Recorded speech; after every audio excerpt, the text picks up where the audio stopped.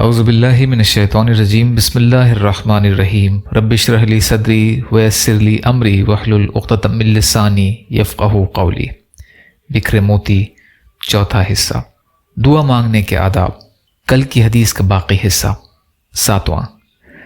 دعا کرنے سے پہلے کوئی نیک کام کیجیے یا نیک کام کا واسطہ دے کر دعا کیجیے۔ دعا کرنے سے پہلے کوئی نیک عمل ضرور کیجیے، مثلا کچھ صدقہ اور خیرات کیجیے، کسی بھوکے کو کھانا کھلا دیجیے یا نفل نماز اور روزوں کا اہتمام کیجیے۔ اور اگر خدا نخواستہ کسی مصیبت میں گرفتار ہو جائیں تو اپنے اعمال کا واسطہ دے کر دعا کیجیے جو آپ نے پورے اخلاص کے ساتھ صرف اللہ کے لیے کیے ہوں۔ قرآن میں ہے، اسی کی طرف پاکیزہ کلمات چڑھتے ہیں اور نیک عمل انہیں بلند مدارج طے کراتے ہیں۔ سورہ فاطر آیت 10 کا ترجمہ۔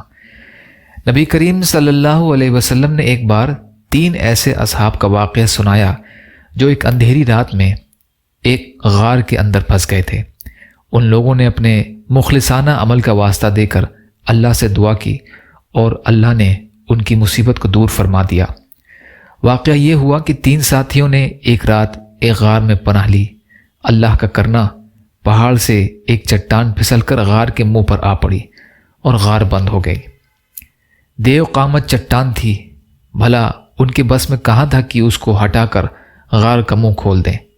مشورہ یہ ہوا کہ اپنی اپنی زندگی کے مخلصانہ عمل کا واسطہ دے کر اللہ سے دعا کی جائے۔ کیا عجب کہ اللہ سن لے اور اس مصیبت سے نجات مل جائے۔ چنانچہ ایک نے کہا، میں جنگل میں بکریاں چرایا کرتا تھا اور اسی پر گزارا تھا میرا۔ جب میں جنگل سے واپس آتا تو سب سے پہلے اپنے بوڑھے ماں باپ کو دودھ پلاتا اور پھر اپنے بچوں کو۔ ایک دن میں دیر سے آیا، بوڑھے ماں باپ سو چکے تھے، بچے جاگ رہے تھے اور بھوکے تھے، لیکن میں نے یہ گوارا نہ کیا کہ ماں باپ سے پہلے بچوں کو پلاؤں، اور یہ بھی گوارا نہ کیا کہ والدین کو جگا کر تکلیف پہنچاؤں۔ چنانچہ میں رات بھر دودھ کا پیالہ لیے ان کے سراہنے کھڑا رہا۔ بچے میرے پیروں میں چمٹ چمٹ کر روتے رہے، لیکن میں صبح تک اسی طرح کھڑا رہا۔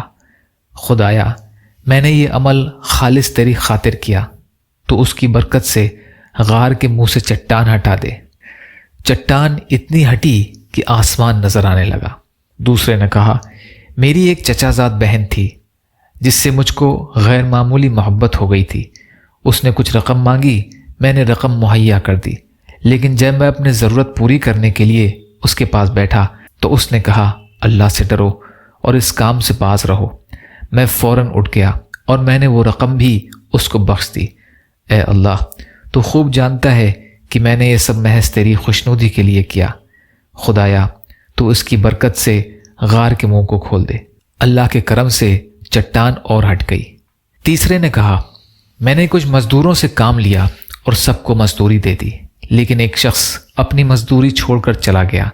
کچھ عرصے کے بعد جب وہ مزدوری لینے آیا تو میں نے اس سے کہا کہ یہ گائے، بکریاں اور یہ نوکر چاکر سب تمہارے ہیں، لے جاؤ۔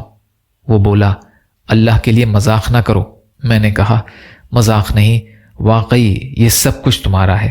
تم جو رقم چھوڑ کر گئے تھے میں نے اس کو کاروبار میں لگایا، اللہ نے اس میں برکت دی، اور یہ جو کچھ تم دیکھ رہے ہو سب اسی سے حاصل ہوا ہے۔ یہ تم اطمینان کے ساتھ لے جاؤ، سب کچھ تمہارا ہے۔ وہ شخص سب کچھ لے کر چلا گیا۔ خدایا، وہ میں نے محض تیری رضا کے لیے کیا۔ خدایا، تو اس کی برکت سے غار کے منہ سے چٹان کو دور فرما دے۔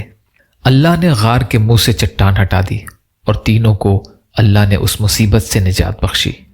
اس موضوع کا باقی حصہ انشاءاللہ کل کی ریکارڈنگ میں۔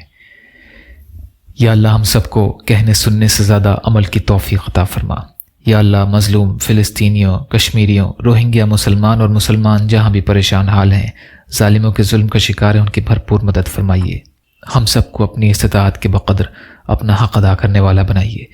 یا اللہ، ہم فکر اور غم سے آپ کی پناہ لیتے ہیں، اور بے بسی اور سستی سے آپ کی پناہ لیتے ہیں، اور کنجوسی اور بزدلی سے آپ کی پناہ لیتے ہیں، اور قرض کے بوجھ میں دبنے سے اور لوگوں کے ہمارے اوپر دباؤ سے آپ کی پناہ لیتے ہیں۔ یا اللہ، جو مانگا وہ بھی عطا کر دیجیے، جو مانگنے سے رہ گئے وہ بھی عطا فرمائیے۔ اللہم لا تسلط علینا من لا يرحمنا ولا يخافك فينا اللهم اجرني في مصيبتي واخلف لي خيرا منها ربنا تقبل منا انك انت السميع العليم برحمتك يا ارحم الراحمين لا الہ الا اللہ محمد رسول اللہ. السلام علیکم.